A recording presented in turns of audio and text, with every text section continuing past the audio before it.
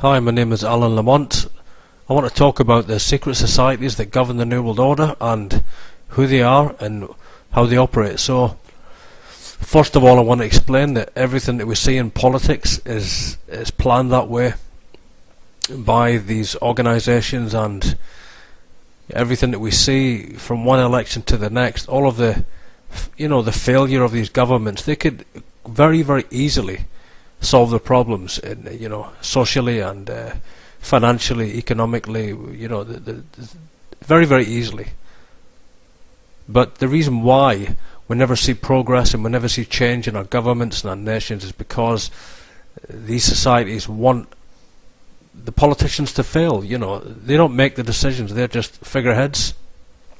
So in the sense that, once the Republicans fail, then well, let's try the Democrats. Let's elect a Democrat president.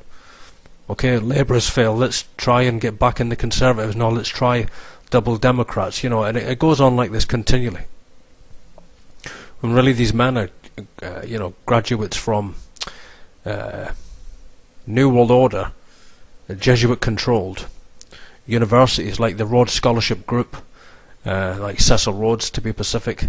And you have the London School of Economics, you have Oxford, Cambridge, Harvard, Princeton, Georgetown. All of these universities are what's called alumni graduate universities, and these politicians are trained by the Jesuit order. And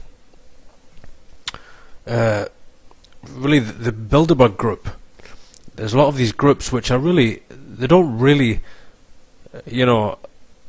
have power in this structure, but they're really just a place where even most of the people invited from the media and the business world are not really part of this inner circle.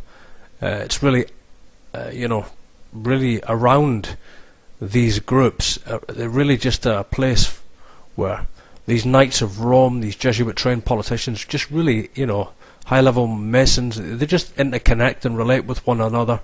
But really, the real decisions are made by the Jesuits from the Crown Corporation of London. On my blog, I've actually put a lot of information on there. If you go on my website, my YouTube channel, on the right hand side you'll see a link for Vatican New World Order. I put a lot of material on that you can research about the Rhodes Organisation, secret society, and really the British Empire, and really the control that these organisations have, these secret societies, because you have to do research on that.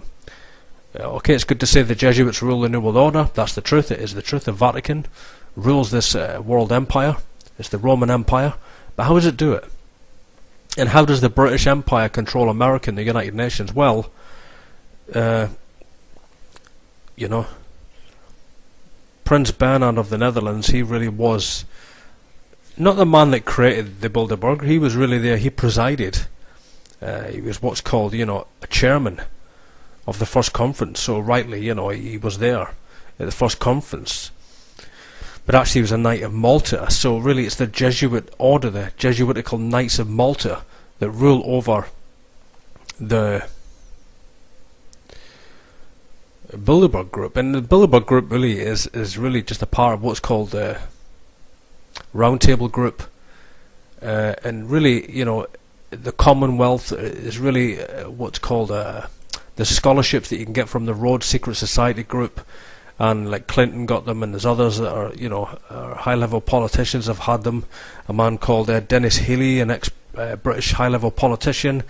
I've got his book here. It's called The Time of My Life, and in that book he reveals a lot about the Rhodes Scholarship Group and how the British Empire really governs this group. And so he really revealed a lot about Yale and Harvard Law School and the Rockefellers and all of this, how they really all are really part of what's called the Round Table Group, and it's all governed by the Royal Institute of International Affairs from London, and really behind that is the Crown of London, the Empire, and otherwise known as the Commonwealth. And it really is the Commonwealth who, just more information on another subject, have destroyed Africa. I've just been reading an autobiography by Nelson Mandela called My Long Road to Freedom.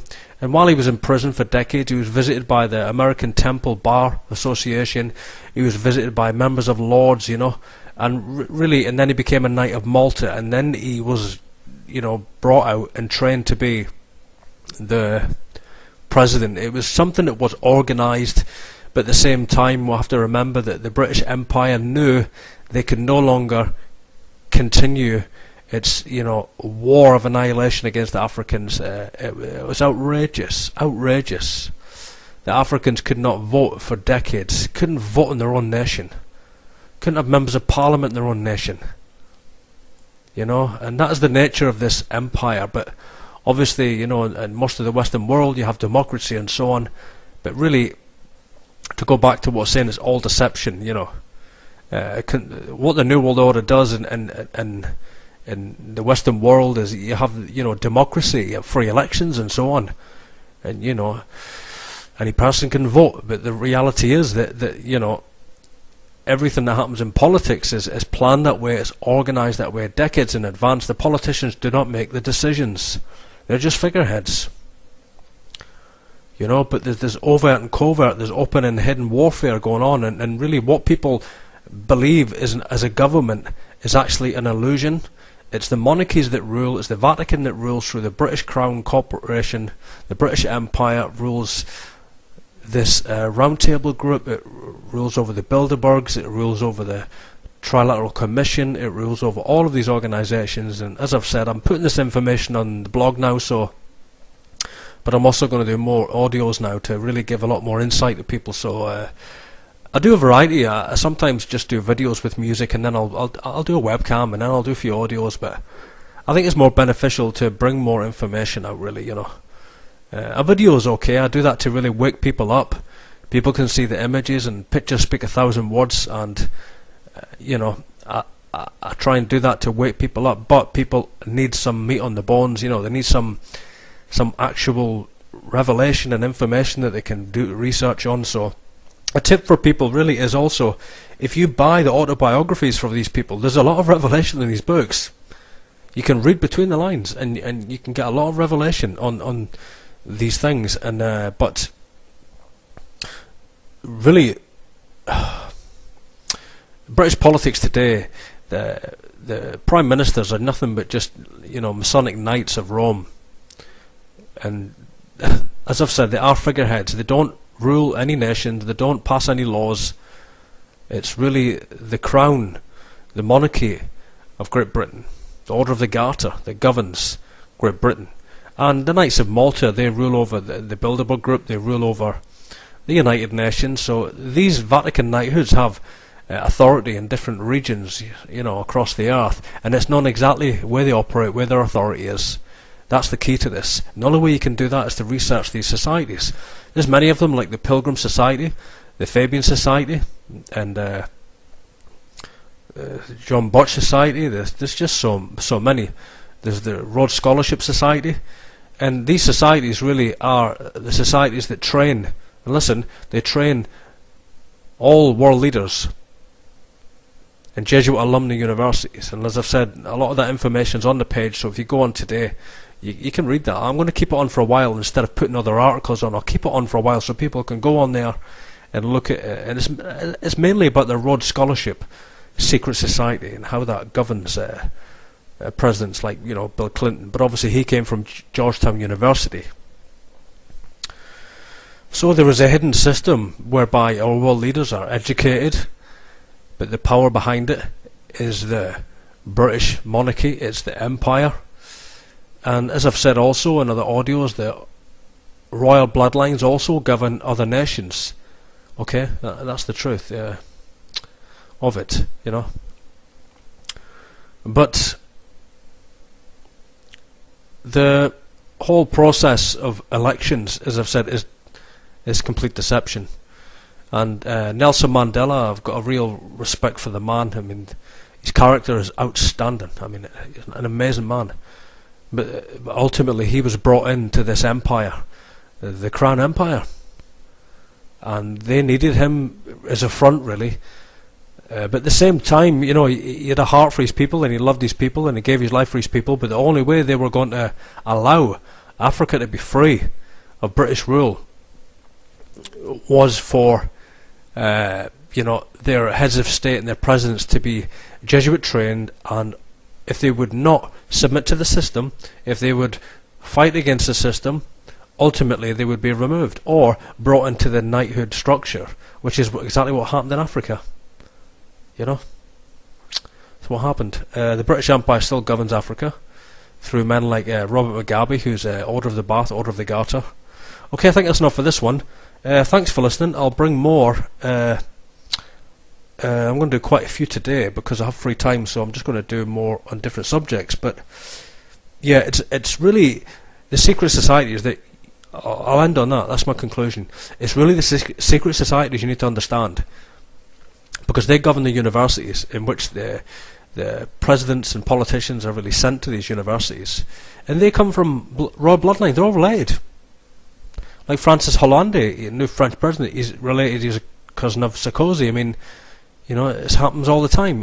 Every president of the United States is related to the monarchy in Great Britain, and they're also related to, I mean, the monarchy in Great Britain is really what's called a Roman papal knighthood anyway. It's nothing to do with Germany or Britain. It all goes back to the Vatican papal knighthoods, like the Orsini and the Medici and the Breakspear and the Farnese. Okay, thanks for listening, and all roads lead to Rome. Cecil Rhodes, to be specific.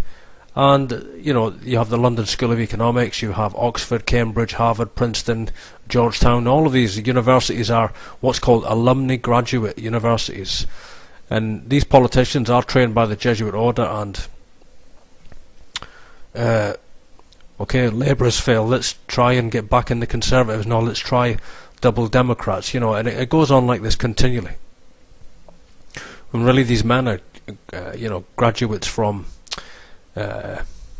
New World Order, Jesuit-controlled universities like the Rhodes Scholarship Group, like Progress, and we never see change in our governments and our nations, is because these societies want the politicians to fail. You know, they don't make the decisions; they're just figureheads.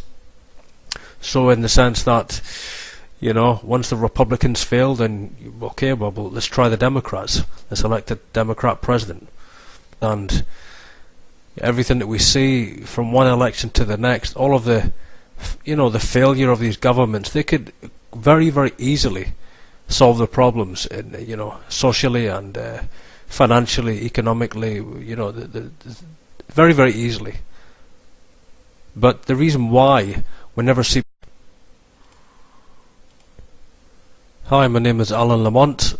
I want to talk about the secret societies that govern the New World Order and who they are and how they operate. So, first of all, I want to explain that everything that we see in politics is planned that way by these organisations